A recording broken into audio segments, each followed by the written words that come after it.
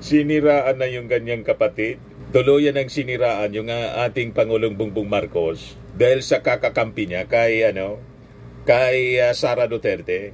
Kasumpa-sumpang kapatid, mga kababayan. At itong ginawa niyang political ads, ang intensyon niya, i-post for the last hours ng kampanya ang kanyang kandidatura na dahil sa bulusok ng kanyang ratings, isinisi hindi sa kanyang sarili at pagkampi niya sa mga Duterte, kundi isinisi niya sa ating Pangulong Bongbong. Kaya sabi ni political analyst Ronald Llamas sa interview po ni Christian Isguera, ito anyang si Amy Marcos, dahil sa pagbagsak ng kanyang ratings, naghahanap lang ng taong masisisi. Parehong-pareho na po ng mga Duterte na yung kanilang mga kasalanan, mga kababayan, isinisisi sa ibang tao. Yung kanilang mga kaso na kinakaharap, sinisisi nila yung consequences ng kanilang maling aksyon sa ibang tao. O kanina pala mga kababayan, at tinupad din ni Sara Duterte na mag-appear po sa DOJ.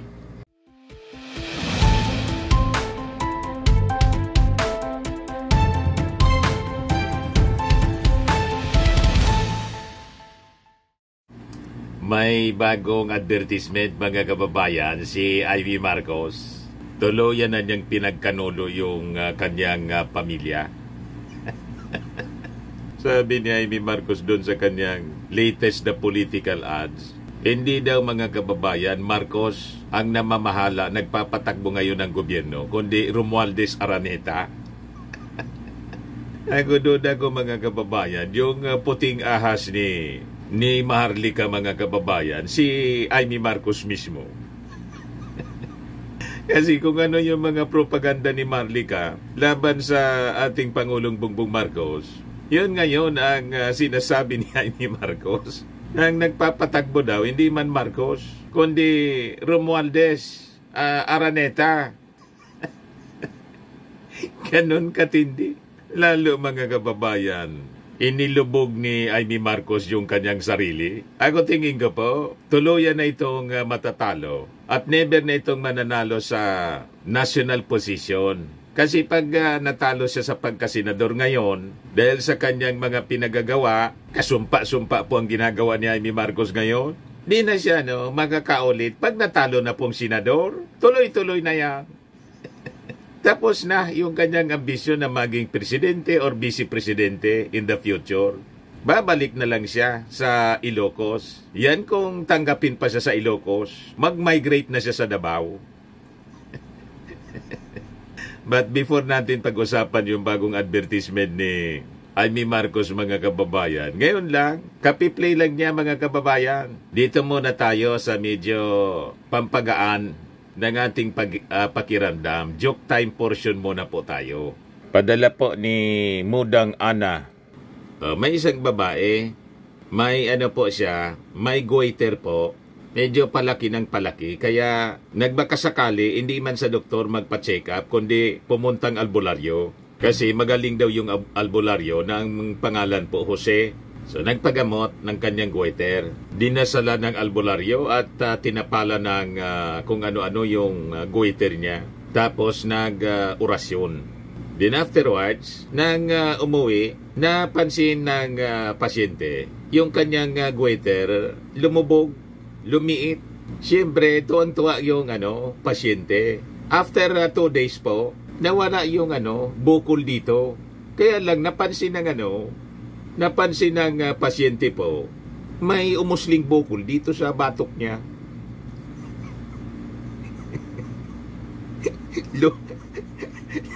Lumipat sa batok yung goiter mga kababayan, may bukol na sa batok. Ibalik siya doon sa albularyong si Jose. Nagreklamo, sabi naman po ni albularyong si Jose, pasensya ka na niya, hindi ko na kayang mapagaling yung yung goiter mo kasi malaki na talaga. Kaya niya, ginawa ko, nilipat ko na lang dito sa dito sa batok mo. Gawin mo magpahaba ka na lang ng buhok para nakatago.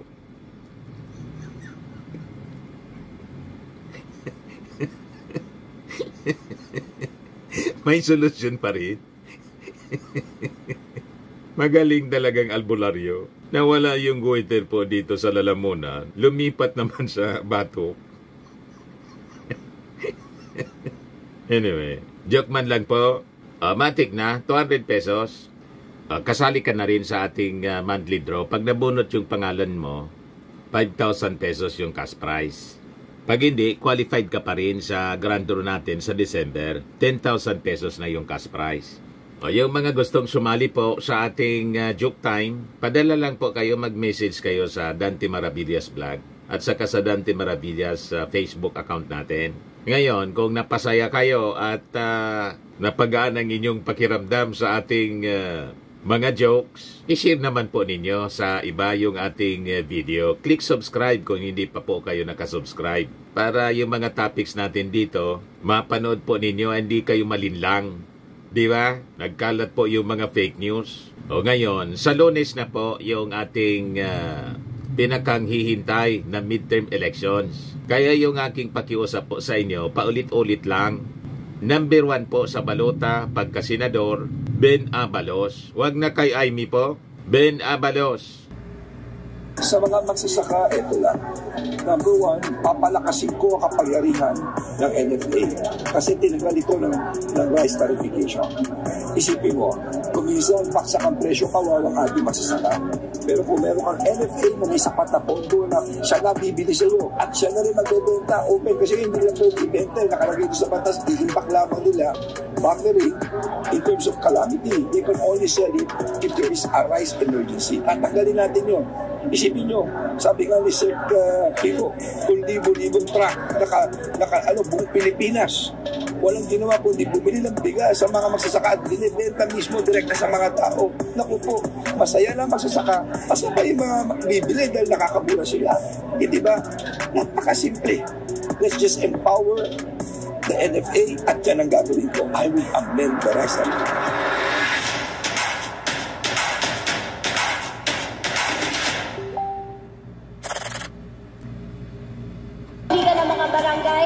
Para sumuporta sa inyo, nandito na po kami sa likod ninyo, Senator Benhar Abalos. Ang kuryente natin ay pangalawa sa pinakamahal sa buong Asia. 20 years ago, pinindigan ko ito. Kung ako'y congressman, pumutol ako rito sa pagwis. The most overtaxed in the whole world ay ang kuryente natin.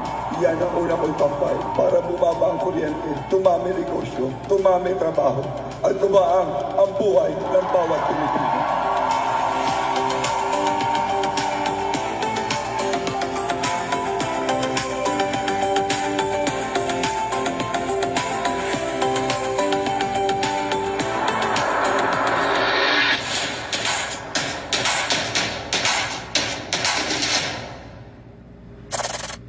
So, balik tayo mga kababayan dito sa ating topic. Sabi natin kanina, tuluyan ang tinagkanulo ni Amy Marcos yung kanyang kapatid, pati yung kanyang pinsan. Galit siya sa Romualdez, tapos Araneta, kasi ang Romualdez Araneta daw ang siyang nagpapatakbo ng ating bansa.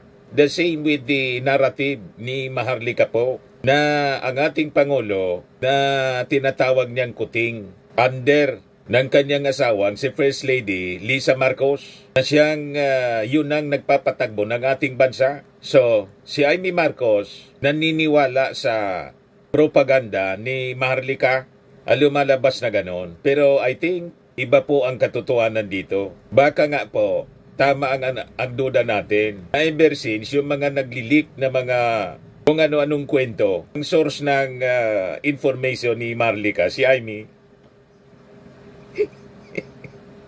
parehas po ang narrative nila. Yan masyado nang naging ampalaya po. Kontrabida sa buhay ng ating Pangulo. Itong si Amy Marcos. Not Marcos, sabi rito sa report ng ABS-CBN. Amy says, government now controlled by Araneta Romualdez. Siniraan na yung ganyang kapatid. Tuluyan ang siniraan yung ating Pangulong Bongbong Marcos dahil sa kakakampi niya kay Sara Duterte. Kasumpa-sumpang kapatid, mga kababayan. At itong ginawa niyang political ads, ang intention niya, i-post for the last hours ng kampanya ang kanyang kandidatura na dahil sa bulusok ng kanyang ratings, isinisi hindi sa kanyang sarili at pagkampi niya sa mga Duterte, kundi isinisi niya sa ating Pangulong Bongbong. Kaya sabi ni political analyst Ronald Llamas sa interview po ni Christian Isguera, ito anyang si Amy Marcos, dahil sa pagbagsak ng kanyang ratings, naghahanap lang ng taong masisisi. Parehong-pareho na po ng mga Duterte na yung kanilang mga kasalanan, mga kababayan, isinisisi sa ibang tao. Yung kanilang mga kaso na kinakaharap, sinisisi nila yung consequences ng kanilang maling aksyon sa ibang tao. O kanina pala mga kababayan, at tinupad din ni Sara Duterte na mag-appear po sa DOJ. Mamaya, iyon ang sunod nating kwento. Dito muna tayo, mga kababayan. Ito ang narrative, mga kababayan, ni Marlica sa mga propaganda niya. Sa paninira niya sa ating Pangulong Bongbong Marcos after na hindi mapagbigyan yung agenda. Gustong imanipula ang mga desisyon ng ating Pangulo. Saan ka nakakita? Vlogger ka lang. Pagkatapos, ikaw na yung gustong magdikta sa Pangulo. Kasi sabi mo, sinusuportahan mo yung mga Marcos. Ang isang supporter po, walang karapatan na magdikta. Pwede ka siguro mag-suggest. Pero kung ikaw na ang magdikta at pag hindi nasunod yung mga gusto mo, maninira ka na.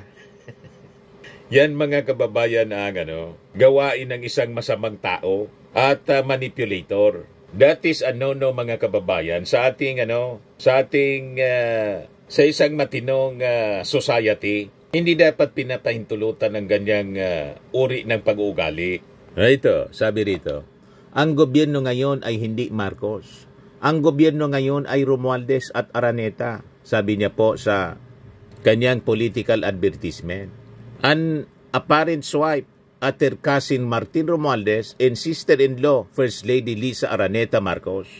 Sabi ni Amy Marcos, ang totoong Marcos anya would not enter into an alliance with politicians who mistreated their family, which fled the Philippines in 1986 after the People Power Revolution ended the dictatorship of Ferdinand Marcos. Ang totoong Marcos hindi makikipag-alyansa sa nagmaltrato sa inyong pamilya. Ang malinaw na nagmamaltrato ngayon, yung mga Duterte.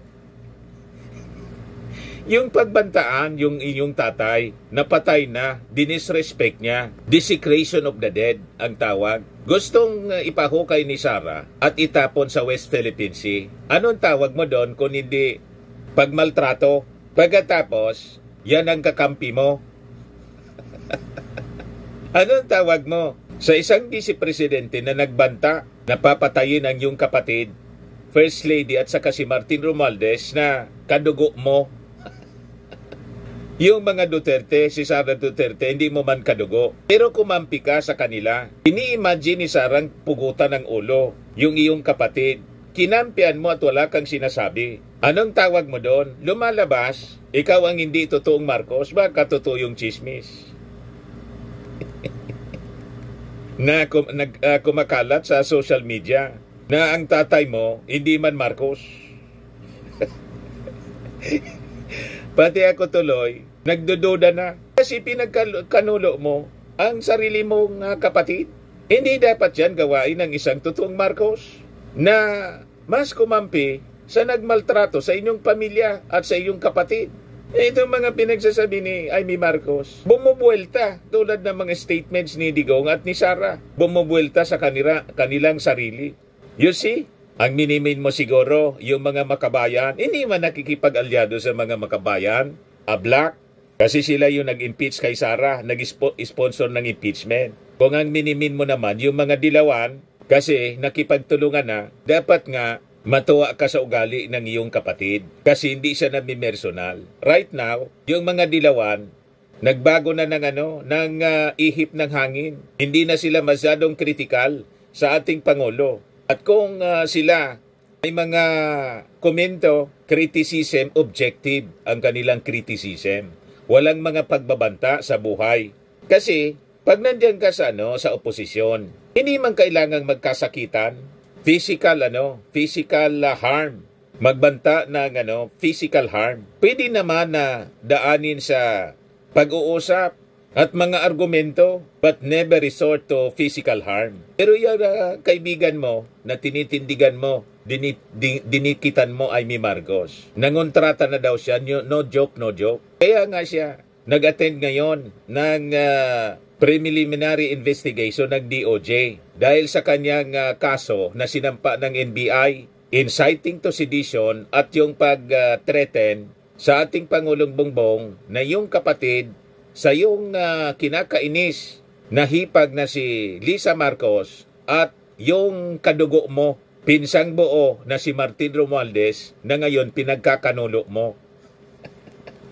Sinasabi mo, sila na yung nagpapatakbo. Malabo man po, nakikita ng ating mga mamamayang Filipino kung sino ang nagpapatakbo. And it is PBBM. Kumbaga si Lisa Marcos, normal, bilang asawa, First Lady, tumulong sa kanyang asawa tulad ng nanay mo na tumulong sa iyong tatay at buong sumuporta sa kanyang presidency. Ganun lang yon. At si Speaker Martin, nakikita ng ating mga mamamayan, siya talaga ang sumusuporta. Kaya nga ang description namin kay Martin Romualdez, ako personally, knight in shining armor sa Kongreso. Bakit?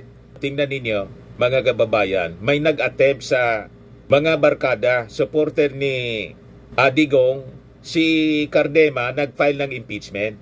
Buti na lang, si Martin Romualdez ang Speaker of the House na totoong sumusuporta ng buo sa ating Pangulo. What if mapalitan yung Speaker of the House? Kaya nga po, yung attempt ni GMA, natanggalin si Martin po, putit natunugan kaagad. Kaya galit na galit yung kaibigan mong si Sara Duterte. Kasi yung nadinig namin na plan B na supla. Kaya kayo nang gagalaiti. You see? Ini kasi makapaghintay. O ngayon, dahil dito, Amy Marcos, sa ginawa mo, malamang sa malamang, ito na yung tatapos sa iyong political career bilang isang senador. At tutuldok sa iyong pangarap kung mayroon man na tumakbo pa sa mas mataas na posisyon tulad ng presidente at vice-presidente ni Sara. Bakit? Siyempre, isusumpa ka ng ating mga mamamayang Filipino. Hindi nila matatanggap ng isang kapatid ay siya pang naninira sa kanyang sariling kapatid. Ipagkanulo ang sariling kapatid, mga kababayan. Hindi yan tanggap sa ating kulturang Pilipino. Lalo't ang isang ipinagkakanulong kapatid, mahusay na kapatid, mabait na kapatid, na wala kang marinig na masasamang salita kahit pinapaliguan ng panlalait at batikos ng iyong tinuturing na kaibigan na si Sara Duterte. Wala kang marinig na masasamang salita. Pinagmumura, pinagbantaan, sinasabing adik, bangag. Wala kang marinig na masasamang salita. Sige lang ang kampanya para magtrabaho. Sige lang ang trabaho para maiangat ang buhay ng ating mga Filipino, mamamayang Filipino. Ngayon, siyempre, kampanya sa eleksyon, nandun siya sa pag-support sa kanyang mga kandidato. O ngayon, hindi na kayo sinama sa alyansa kasi imagine, kasama ka sa alyansa sana, pero nandun ka, kampi sa mga Duterte, edi tama lang na siniba ka sa alyansa. Hindi ka na minimensyon, tinanggal ka ng tuluyan. Ito po, masasama yung mga pananalita ni Amy. Yan hindi mo kakanin ang isinuka mo para lamang sa politika. Hindi ganyan ang ligasiya ng aking ama, sabi ni Amy Marcos. Imported na ang bigas, imported pa ang hostisya. Kaya malinaw ang gobyerno ngayon ay hindi Marcos. Ang gobyerno ngayon ay Romualdez at Araneta. Siyempre, mag-import muna ng bigas kasi hindi pa naayos masyado yung ating agrikultura na nineglect ng mga previous administration. Pero nandyan ang pamimili actively ng National Food Authority para makapagbenta at hindi malugi yung ating mga farmers, makapagbenta ng 20 pesos per kilong bigas. Yung sinasabi mo naman na imported na hostisya, isihin mo niyan si Digong kasi Walang tiwala nung panahon niya yung mga pamilya ng mga na-AJK. Kaya final sa ICC. May kasalanan si Digong. Ito yung latest na political advertisement po ni Amy Marcos. Panoorin natin. Ang gobyerno ngayon ay hindi Marcos. Ang gobyerno ngayon ay Romualdez at Araneta. Payo ni VP, magpalit na raw ako ng apelyido. Sagot ko, Inday, hindi ko kailangan magpalit ng apelyido. Marcos ako. I'm me. Ako ay ako. Ako ay si Amy Marcos. At kapag Marcos ka, hindi ka makikipag-alyansa sa mga politikong nagbintang, nagdiin, at umapi sa iyong pamilya. Hindi mo kakainin ang isinuka mo para lamang sa politika. Hindi ganyan ang legasiya ng aking ama. Imported na ang bigas, imported pa ang hustisya, kaya malinaw. Ang gobyerno ngayon ay hindi Marcos. Ang gobyerno ngayon ay Romualdez at Araneta. Kaya tandaan, ako ay ako. I'm me. I'm me isip, I'm me salita, ay may gawa. Number 39 sa balota, Amy Marcos. May kulang, Amy. Amy Tupac na rin.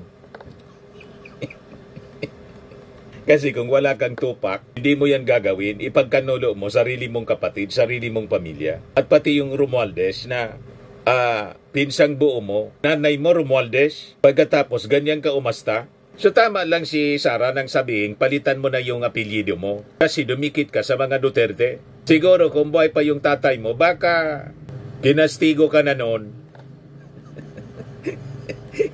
Di ba? Hindi hayaan ng tatay mo kung buhay pa yon. Gaganunin mo ang kanyang junior, si Marcos Jr.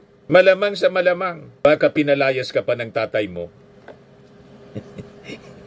Ano ang nangyari sa iyo? Anong sumapi sa iyo? Sa bagay, alam natin.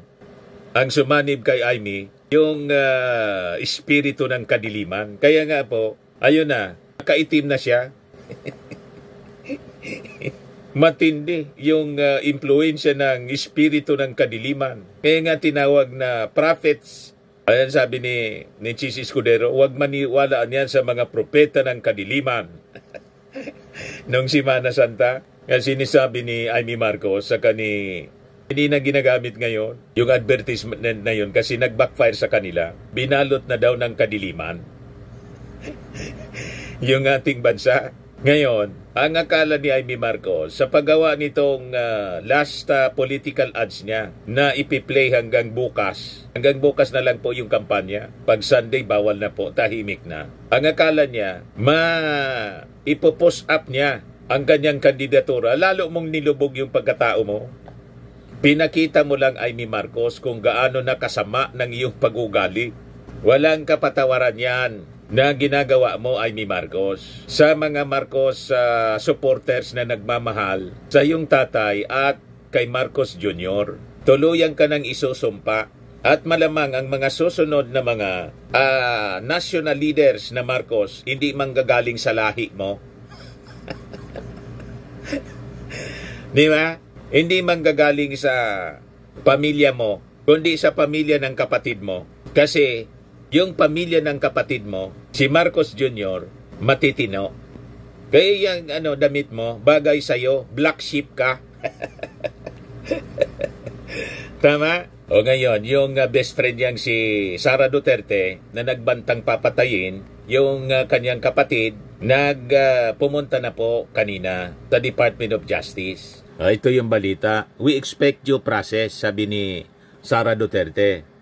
BP Sara refutes charges in DOJ hearing. Nag-deny po. Paano ka makapag-deny sa pagbabanta mo? At yung inciting to sedition? Recorded yung lahat ng mga kabulastugan mo?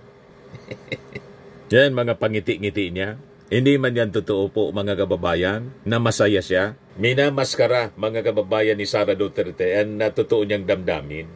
Totoo niyan, hindi na siya makatulog, hindi mapakali kasi tambak na kaso ang kanyang kinakaharap. Kaya nga po, pag nag-speech siya doon sa kampanya, nung meeting di abansi ng PDP Laban, mababasa mo at makikita mo, pati sa tono niya, matindi po ang puot, ang galit. Sabi nga natin mga kababayan, pag ang isang leader puno ng galit, puno ng puot, ineffective na siya. Inutil na siya mga kababayan. Hindi na yan makakapagtrabaho ng maayos. Makakapaglingkod ng maayos. Kita ninyo, wala nang ginagawa si Sara, kundi ang manira, magmura, magbanta. Imaginein mo na lang, pumunta ng Tondo. Sabihan ba naman si Congressman Joel Chua na isaksakan niya mo itong nabihan yung isang kandidato. Ito niya yung mansanas, isaksak mo sa bibig ni Joel Chua hanggang mabilaukan mamatay. Matindi po. Parang monster mga kababayan itong si Sara Duterte. Pag magsalita, nakakahiya mga kababayan sa kanyang posisyon, sa kanyang opisina bilang Vice Presidente. Kaya nga po, hindi ko na siya tinatawag na Vice Presidente. Hindi bagay na tawaging Vice Presidente. Never tayo nakakita ng Vice Presidente kahit sa ibang bansa na ganyan ang bibig mga kababayan, kasalaula magsalita. Sabi ng kanyang abogadong si Attorney Michael Poa, dati niyang spokesperson, we expect due process. That's the minimum. We expect due process, not just for the BP, pero kahit sino na dumaan sa preliminary investigation sa DOJ, we can only expect due process. Sabi nga natin, mapalad kayo kasi binibigyan kayong due process. Yung mga na-EJK ng tatay ni Sara, walang due process. Wala na. Lahat na kaluluwa. Si Digong may due process kasi pinampa ng kaso. Si Sara may due process. So you are expecting due process. So ganyan ang gobyerno ng ating Pangulong Bongbong. Binibigyan ng due process ang lahat. O ngayon, ikinaso ni Kuan sa Ombudsman, nireklamo sa Ombudsman yung mga top officials ng ating Pangulo, si Rimulya, magkapatid na Rimulya, si General Torre, si General Marbil, dahil sa pagka-aresto kay Digong. Sabi ni Rimulya, that's welcome niya. That is part niya of due process. O diba? So during the hearing, Duterte's lawyer filed her counter affidavit and the DOJ prosecutor administered the oath on the Vice President. Attorney Paul Lim, Duterte's counsel, said that Duterte made good on her promise to attend and refute the charges by filing her counter affidavit. Gustong ipakita ni BP Sara na talaga namang tutuparin niya yung sinabi niya noon, na harapin niya yung mga paratang laban sa kanya. At ito na nga yung pagkakataon na yun. Kauna-unahang araw ng preliminary investigation, siya ay nagpakita agad at nagbigay ng kanyang counter affidavit. Of course, wala na kasi siyang choice kundi pumunta. Pag hindi, tuloy-tuloy pa rin yung kaso sa kanya hanggang mapunta sa korte at matulad siya kay Pacquiao. Di ba? Kinaladkad mga kababayan si Pacquiao ni General Torre. Dumadaan sa tamang proseso. Umarap siya, hindi siya umarap, tuloy ang asunto. At sabi nga natin, itong asunto mga kababayan ay dahil sa kanyang pagbabanta. Kung hindi siya nagbanta, sarili niyang kagagawan po. Kung hindi siya nagbanta, wala siyang kaso. Pero sabi sa mga previous interview ni Sara, hindi man na niya ako nagbanta. Ganon. Malinaw na no joke. Pagkatapos, after several days, hindi man, sila man na lang anya nagsabi ng ganyan, nagbanta ako, napapatayin si. You see? Ito po. Nag-file lang po ang ating Vice President. Nagsubitin lang po siya ng kanyang counter affidavit laban din sa complaint na inihain ng NBI. Okay lang ba sir malaman yung laman? We will not discuss na po muna yung aming defenses, so we don't want to preempt. And out of due respect na rin para po ma-appreciate ng walang mga outside influence ng mga prosecutors. Last na po on my end. Kumalang ngayon na hindi naman ina-expect. May winong reason po.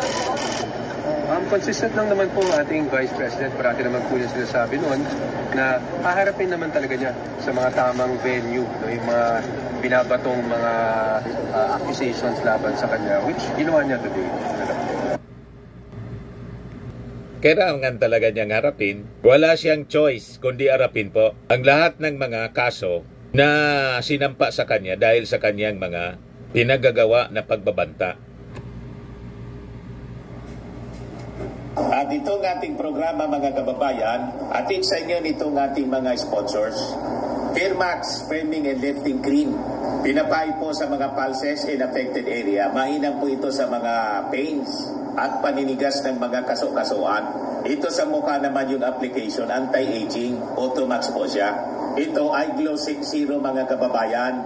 Whitening po siya. Made in South Korea. Ito naman po, Ningxia Red Mix Fruit Drink. Gawa po siya sa goji berry. May anti-cancer properties po siya. At sa mga nagana po ng malinis and spacious fitness gym, pumunta lang po kayo sa aming Colossal Fitness Gym. May Grab Car Rental din po kami. At bills payment po sa aming office. At saka sa mga mahilig po sa mga imported bags, manood po kayo sa live selling ni Madam Aileen Rosales sa kanyang Aileen Closet po. Pati mga shoes, ito yung kanya po. Ito yung kanyang page. Kita ninyo, napakagandang mga online selling po siya. Si Madam Aileen Rosales. At cellphone number niya po, 773-798-7816. Ito naman po yung bago naming product na binibenta online. Eye Glow Serum, whitening po siya. Tingnan ninyo yung epekto sa aking anak na architect before and now. Yung mga inquiries po ninyo, dumiretso na lang kayo sa kanyang Facebook account, Riz Maravillas.